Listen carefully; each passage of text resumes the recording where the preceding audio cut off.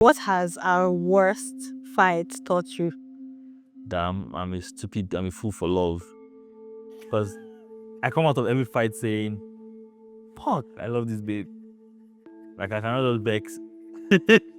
Yeah. Actually, you can. That's actually what our worst fight specifically, that was exactly what he told me that, shit, I'm locked in with this babe. And that was a few months before we married. Oh, yeah, I remember. I was like, yeah.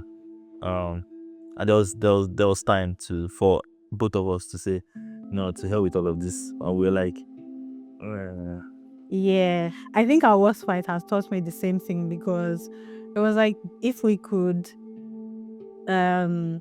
settle despite and actually get married despite that fight, I think we're good. Like, we're good with everything else. We'll be all right. I don't want to test fate, right? But yeah, I think that gives me some confidence. Same. How do you see us 10 years from now? Yeah, I hope that we're able to kind of do all the things that we say that we want to do. I mean, not just in terms of work, because that's different. In terms of even all the places that we want to travel to together, all the, I guess, fun activities that we actually haven't had time to do. I know 10 years feels like a long time, but like, I hope we're able to do all those things. It's interesting because I just clocked that by the end of this year, by October, we would have known each other for 10 years. Yeah. That's what. Wow. Ew. Okay. Ew. I'm old. 10 years from now, right? Now we better be fit, because that's the only way we don't die. Oh, man, I'm going to do Ozempic. I don't know what you're talking about. Like, I'm just waiting. Yeah, but like, we need to actually be fit. Like, we know exactly who and what we are as a family unit. I think now we are still very, very... Tinubu is still like the biggest force in our life. And we're reacting to Tinubu. So I think we know we are grounded in what we are as a family unit. We've solved global mobility. We have spending power. We have like vex money to quit things and just deep for like 6 months to 1 year. Okay, what's one thing that makes you feel completely safe with me?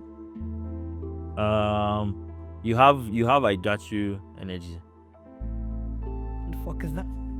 It just means that, like, so I've told you this thing before, but like, your primary way of organizing the world, I think we organize the world around ideas and ideals and people's values and everything. You organize the world around your tribe. Oh, I see. So it feels good to be like model citizen number 1 on your tribe. Who's your model citizen? I better be. Yeah, so it's just really reassuring that sometimes I'm in a meeting, I'm extremely stressed, and I start to visualize being at home with you. I'm like, okay. Hard guy. Start to visualize it. Because I'm just sick of that meeting. I'm screaming. For me, one thing that makes me feel completely safe with you, I think it's that, and I know it took a while for me to get here, but just leaning into the fact that I'm not alone on like making the, like, I think I got too used to handling stuff on my own, as you can tell, and then sitting here. Yeah, but like knowing that there's literally someone else that you can talk to about stuff and handle stuff with, so it makes me feel a lot better and a lot safer. You know what's wild is that I always say that the 2 most pivotal figures in my adult life, 2 most pivotal moments was losing my mom and meeting you. Now, this is not me having mommy issues. I'm projecting them on you. It's precisely that, like I had this figure in my life, right? Who I didn't have any ambition except to give this woman the best possible life. That was the only thing I wanted to be able to do. And then losing that, and then now entering this state of emotional self-reliance where I was like, yeah, I'll figure everything out by myself. I know I still have traces of that, lots of that. But like, I think the first person that was able to force me to confront my approach was you, because I remember then you'd be like, oh, like, tell me your problem. I'm like, okay. And then what I tell you what was. And so, it's just very interesting that I've gone from seeing no sense quite frankly, no sense in sharing problems that I know you cannot solve. To just saying, oh yeah, okay, yeah, she's going to listen, and I'll have some catharsis, and then go back to the shaggy. But I have catharsis. Yeah, I think we're saying the same thing. It's the same for me too as well. But mine was more of, like, I remember when we first got married and you were like, oh yeah, I'm going to take care of everything in the house. I can't remember exactly what Before married. Oh no. You were like, oh, I'll be giving you money. I was like, what the fuck? I have my body. I was more traumatized by this experience. Wait, no, am I remembering this wrong? Yes, you are. Before married, I was like, so I'd entered the state of, okay, now it's clear we're going to marry. And I was like, this girl has radicalized me, right? In the sense that it's like, just having a much broader sense of like what it means to be a woman in the world, right? And I'm like, you know what? Maybe these things people are saying about reparations make sense. You know what? All your money is like your money, they will blow mine. And so it means that you have this leeway of like agency, a lot of like financial agency. Does that make sense? Yeah. Like you always have vex money. Yes, no. And then I remember even like, what are you talking about? And that's largely because at the time, you were doing at least 3x my income. Yes, but also, yes, agreed. Because in my head, I was like, first of all, you don't even have more money than me. But also, stop. Why do you keep looking at it? Never. I need to tell the world, she never forgot to remind me. No, but also, wait, that was just one thing. Are you ready to listen? Yeah, I'm ready. That was just one thing. The second thing was that I'd gotten so used to like doing things on my own. Yeah. Remember, like when we first got married, and I needed to do something, I'll just do it because in my head I'm like, why do I have to go and like when I bought the fridge, I was like, please, why do I have to go and peel, or like if I change the dining table, why do I have to go and hail somebody? Memories. I'm having flashbacks. Wait, I think we're spending too long on the question, but the point is like, I didn't even know, or I didn't realize that I could think as a unit then. I was still used to, and I don't know if it's the trauma, but like if you're used to doing things on your own and someone comes and is like, oh, I'll settle your bills. I do think that one of the things that like marriage teaches people in it is that it's just having to consider someone else. Yeah. I think for me, I was already in that mental state before we married. And the reason why I was there is that I remember before I married, I journaled it and everything, and I continue to see that my biggest insecurity and concern about getting married was, God, what type of husband will I be? So what that meant was like, I was almost always in consideration mode. When we first married, right, we literally just, I remember, I will never forget this memory. We're sitting in the room, we're watching Blacklist, and you're like, you know, a shelf would be nice there. And I'm like, yeah, but why? What are we putting in the shelf? And you're like, yeah, it's just be nice. I'm like, okay. And then you're like, yeah, it's be nice. And then I came back home 2 days later and I saw a shelf. Yeah. And I was like, no, but your thinking and my thinking, even till now, is different. Because for you would have been okay with like our living room just having like a mattress on the floor and you would chill. I'm like, why not do that nonsense? That's not far from the truth. So do you get? It was like, how can we? I guess I need to add that when the shelf came, I was like, you know what? That place is better with the shelf. Yeah, but I think we've been able to establish a balance in the sense that now, before I do a lot of things, I'm like, okay, fine, and that person. I need to be clear that before I do a lot of this, I also tell you. But like, I think we found a nice middle ground. Like, I mean, weird stuff happens now. The day I came, there was a microwave. I came, you bought a new TV. Yeah, but like, if you check WhatsApp, it's just that you've had a very, very turbulent couple of months. If I Lost It was a movie, what would be the title? Like a movie that already exists, or we can make something up. Make it up. Actually, let's start like this. What are the most defining adjectives to describe our relationship? The phone brainstorming. Sure. Okay. Are you okay? The brainstorm. Stop now. Okay.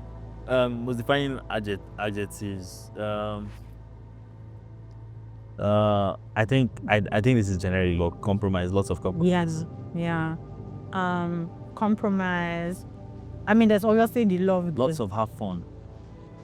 Have fun. You just constantly saying have fun and making me. Because I'm actually serious. It's your guilty conscience. I think if I'm alive at 60 and you say have fun, I still will not believe it. But why? I don't understand. Like, it's not my fault that you're projecting. If I say have fun, I mean have fun. Why are you not having fun? What are you even on about? Okay. I'm skipping this question. It's yeah, I can't go with that. So I don't have it's like, yeah, everything that is something. So we try to use an existing movie that is about love. Existing movie, not Battle of Love. Definitely not Battle of Love. I don't even know what that is. You did Kenneth, Kanayo, Parise, Ramsey Noah. Fuad, OGs. Fuad, please. Definitely not State of Emergency. Cento B, JT Tom West. Can you stop? Not I Can Forget to. Existing movie, not Past Life. God, not. I'm not Past Life. What? Actually. Not Past Lives, please. Now let's keep. If I was going to use my K-dramas, I would use like When the Weather is Fine. Alchemy of Souls. There's nothing Alchemy of Souls about our relationship. What the fuck are you on about? What of? You don't see how with Doctor and the guy. Yeah, no. Oh, his drama, it has. It's like Night-Tailed Fox is like they were in a mythical war. They're also constantly sad and crying. We're both crying. Yeah, but not constantly. What's one way I can make you feel even more valued? What's one way? This is a tough question, Anna. Okay, cheat and say 2 ways. Mostly because I can't think of one. We'll make our say multiple.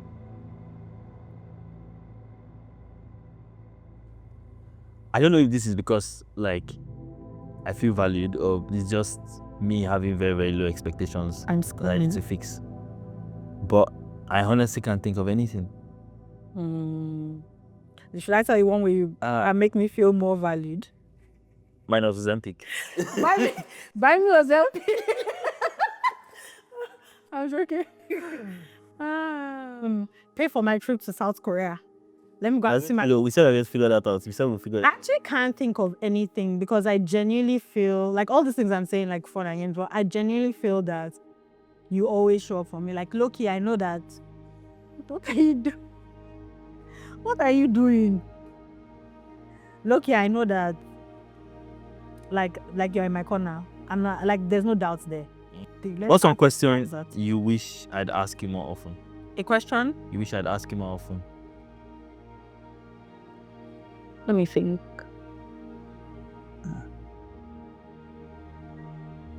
Why do you say who made these cards to her question? Because I immediately thought of something. Oh wow, I can't even think of anything. And what do you think it is? Because I actually can't think. No, it is so minor and petty. It's when is this thing where you say, this idiot I just got, and I just keep quiet. And they're like, you can't even ask what you really. Oh. I'm like, yeah, but that won't tell me. So here's the thing. That's not what it is, but here's the thing. I don't like to make assumptions. Like, I feel like it's like, okay, if I'm going out, if someone is going out and you say, where are you going? And the person says somewhere. It's different from if you say, where are you going? And the person says, yeah, I'm going to, I don't know, see my friend. So I feel like if you say somewhere, it means you're not really interested in having the conversation. So I'm not going to push for that. So what always happens a lot of the time is that, you know, this thing that always happens to me where I can hear you. I'm listening to you. Oh, so like I always pressing phone and talking to ChatGPT. No, not that. I can hear you. Like I'm looking at it and I'm hearing, and sometimes I'm like, but you're not hearing me. What did you just? Yeah. Okay. Fair. So that's what always happens when so now I just realize that I now become more proactive sometimes. When was the first moment you knew I loved you? I think it was when I knew first. No, think back to when you first suspected that okay, this babe really loves me. Last week of January 2016. But even I wasn't sure then. What are you on about? Yeah, but I could feel it. Feel what? You can't feel something that doesn't exist. What are you talking about? I was feeling it on behalf of both of us. No, that was your project. That was your mind deceiving you. Let me think back to the first. I think the first moment I knew I loved you.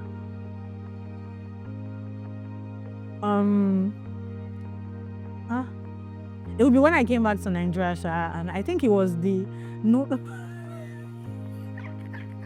So those 8 months were for what? I knew I liked you, but like I think Wait. I definitely knew that I liked you and I had feelings for you. But like when I was like for sure, was when I came back to Nigeria. We met and we hung out that first time. I was like, yeah, I'm gone. Like only God can save me. I've been gone a long time before that. I know, and I thought it was weird at first. I was like, what the fuck is wrong with this nigga? But yeah, I definitely like there was no doubt in my mind like after that. Okay. I love how the theme song, what will it be and why? A theme song. I already have theme song for our love. Oh God, I'm already scared for what you're going to say. What? Are we? That make me talk a little killer. This your color, no be fake. Oh, what are you doing? My why is that the theme song for I reject it? Nana banana. My banana. Next card. What was your honest first impression of me and how has it changed? Very first question was Audacity. Yes, last night's Audacity. So it has not changed. That has not changed. What does Audacity? I genuinely think I have the most audacity in this marriage. Audacity for what? So first of all, on the defense, stubborn goats. Like you're genuinely the most stubborn person in this marriage. Agreed. Me, I'm not stubborn. You're stubborn. I'm just more stubborn. Fairly diplomatic. But stubborn. It is just fundamentally stubborn. But Audacity is just a couple money. I want to do podcast. Wait, what's that? Nasty. Season 4. What's this? Just a couple money. I didn't do finance again. I want to do journalism. I want to do film. What? What's that supposed to be? Why is To do startup. Everything. Audacity. That's my first impression of you. And that first day was, I want that man. And I was like, oh. You have to tell this story well. Don't make my own. Don't make people think that I came and said I want that man. That's what you said. That's precisely what you said. I don't mean it. He said, who is this man? I want him. I didn't even like you then. And I was like, wow. I was just like attention-seeking motherfucker. Why did you seek attention with your friends? Why me? Because I thought you had friends then, and then I got to know. So now we married, and you're like, oh, what an idiot. So you don't rate me. So everything you said was a lie. That's not what I'm saying. Okay. And you know it. Okay. Stop trolling. Okay. Stop trolling. Let me tell you, my honest first impression of you was more like an older brother. Hey, like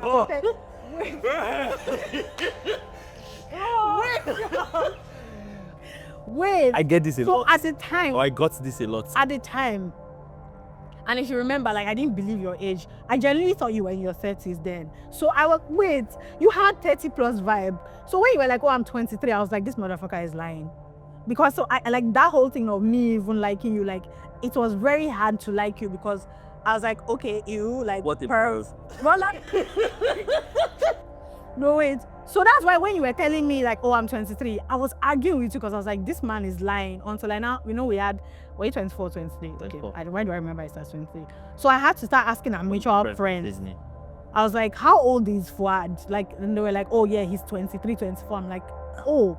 So like, I genuinely like, it was like for the longest time, it was like respect. It was like my big brother. Remember that time when we talk, when you call, I'll be like, oh, salaam alaikum. Like I was genuinely like, I was ready to be a hoe. I was calling me sir. Because I thought that you were way older. So obviously like that was the impression of respect. Respect still remains till today. I think over time now, like I think you're many things. You are older brother. That would be very weird. Don't be creepy now. No, I'm like, yeah, we've been together for 10 years. If it's older brother in 10 years, that's Raz. I think in many ways now, like the way I think about you has changed. I think about you as obviously my safe space, my best friend. Don't tell Peter. I just think of you as someone that I know like is always going to show up for me. This thing is so weird when you do this thing and you're not distracting me. It's fine, let's change the question because now so what's what I wanted to. It's good. I remember the rest. I did not say. What? If you could give me one unfiltered piece of advice on how to love you better, what would it be? On how to love me better. I think there are many things, and I suspect there'll be many things even on your own end, because it's been a long time and we're still figuring out each other. But rather, we've done a lot to improve, but like, I think there's still a lot of things. Why do you Yeah, so next question. Stop! I think for me, as you know, I'm an attention seeker. But like, the problem with my attention seeking is that I only seek the attention from you. So it's like, give me attention. Like, I know that there are moments where like I'm there seeking attention and you're like, God, can this baby just get the fuck out of here? I have so much work to do. I would love more attention, even though you're giving me, you're much better than when we first started. Remember, like, when we first started dating, and you were like, please, why? And you wouldn't call me for like a week, and you'd be like, No, like, is more it like 4 days. What's from 4 days ago? And then like you would be like, why are we talking? What are we talking about? No, it'd be like a week. You wanted to be talking to me like once a week. And I was like, bro, like that's not it. You're like, and then you genuinely did not understand why it was important to give each other attention in relationships. But like, the point of bringing that up is that we have grown so much from that time. I also had to learn like, okay, this man is actually a busy man who has a job, and you are like an unemployed student. So grow up. When you say student, people think that maybe you're like some level. You had. Was I doing my master's? Yeah. No, just you already had work experience. Are you screaming? But the point I'm trying to make is that I'm still that same person, just more measured, and I would love a lot more attention, because the alternative is to go and be looking for attention on the internet, and I'm not doing that shit. I think another thing is quality time, but this is for both of us in the sense that I think our life has just... Why are you shaking your head? It's just slack, man. Our life is just slack and work, and I think I realized this the day when there were just many moments where you would be in the house working and I would not even know that you're in the house. I'm just like, I haven't seen Fuad today. Oh shit, what time is it? Like, it's like we need to do better at like spending time together, and I'm hoping that we can bring back that culture of that thing that we used to do before, of watching movies together. Remember when date night was like very important and sacred? Yes. Now we just ignore the calendar if I can go back to Slack. I think the big problem, as I already defined it, is that one big effect that spending more time working from home has done for us is that we don't know how to socialize at home. Yeah. Which is so wild, because like you're always at your desk. You're quite literally always at your desk. So are you. I don't know what you're talking about. You are. I think it's also a function so of funny, the house. Coming here, we left our desks, and there's a very high chance we're going back to the desks. It took a lot for me not to bring my laptop here. I was like, I wanted to carry it back, so I was like, let's just try. I was like, no, I'll just check Slack. And I was not always like this. I've always known you to be a workaholic. Remember when you had like 3 different jobs when we first met? Now when you say 3 different jobs, my employers are going to be asking, Yeah, but that was a long time ago. But I didn't have 3 different. You did. 16. When you had that night shit thing. No, that was 16. You didn't know me in 2015. I told you about it. Oh, are you serious? Yeah. No, but like remember, even like I've always known you to like have multiple things. Oh yeah, so it was always work and projects. Eddie, so project hall. Yeah, so I think that quality time is how we can actually love each other better. If we could build our dream life together, what would it look like? I like our current life. I just want it with global mobility and more money. Yeah, and I think that I think a big part of that dream life, interesting in a weird way, because I was sure 6 years ago that I did not want any part of it, but it's also working on something together. Like, say, if Vistanium as a vehicle now, for example. Yeah. I think that the areas where it looks like, oh yeah, fast forward 10 years from now, this is where I now spend most of our time within this engine. It's clear. The part where I spend my own time is clear. Yeah. So I think I don't know what to say about me. That part of the dream life is what we are working on. About us. Because that was one of the first things that I thought about. But I don't think it's a bad thing. I think our work will always intersect and we'll always find cool things to work on together. What's a truth about yourself that you think I don't fully understand yet?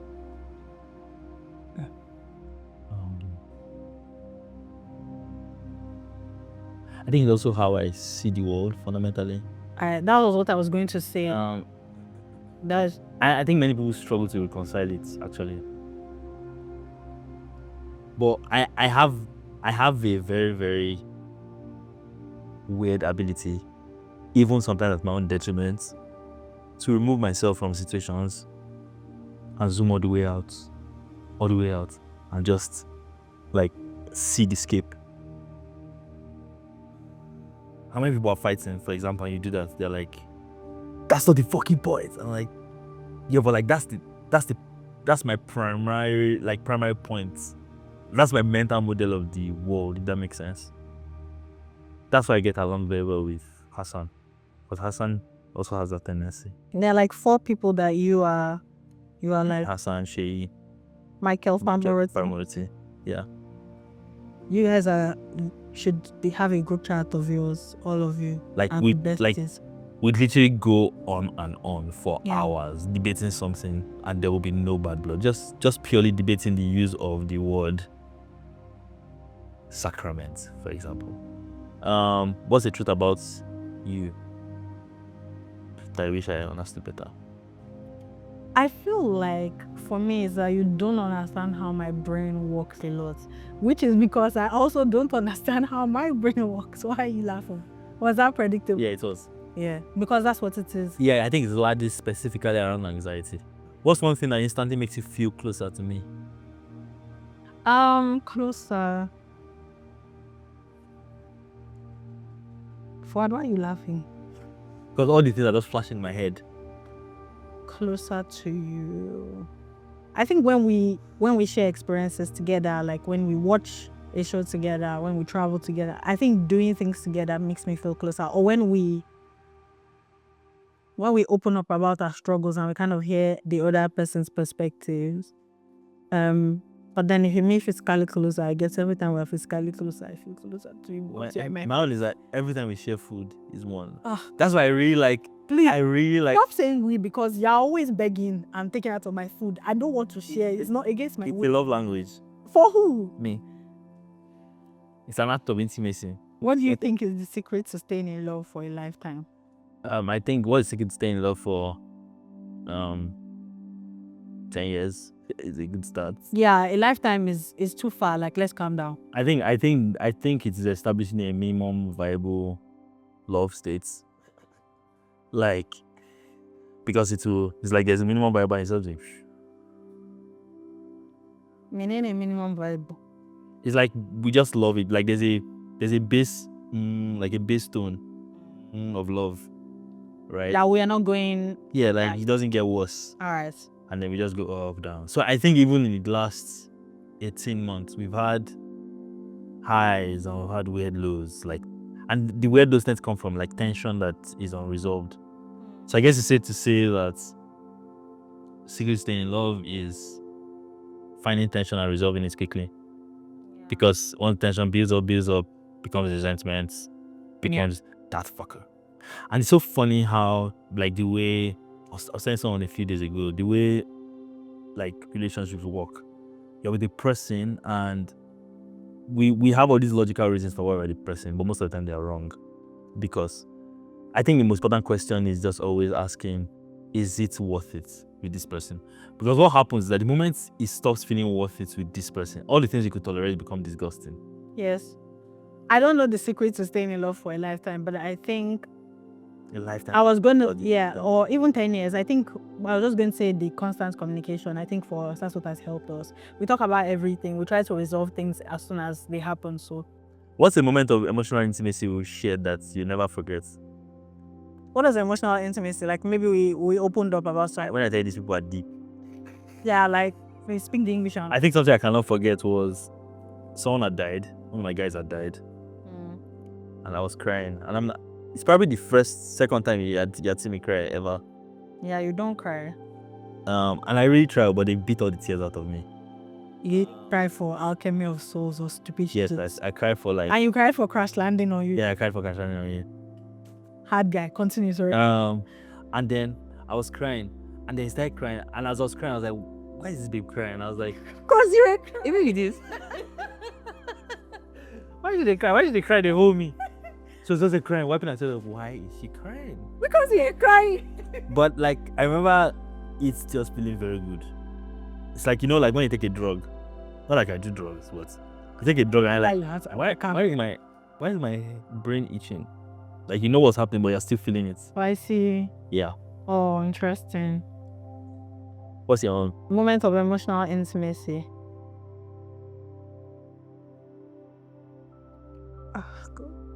I'm thinking actually. I feel like it's plenty. I think it was one when I was struggling. When it's that year that I lost all my money, and I was just fighting for my life and struggling, and you were just there. And then you can't. Why are you looking lost? I'm thinking. When you kind of gave me like just perspective on how to think about it, and the missing, and then you even opened up about like, I guess your own money experiences like even more to me. Remember? And then it just made, I don't know how to explain, but it was just like a feeling of I'm not alone. This person has also experienced this and so forth and blah blah blah in some way or other. Why do you feel most loved by me? When do I feel most loved by you? Oh, when do I feel most loved by you?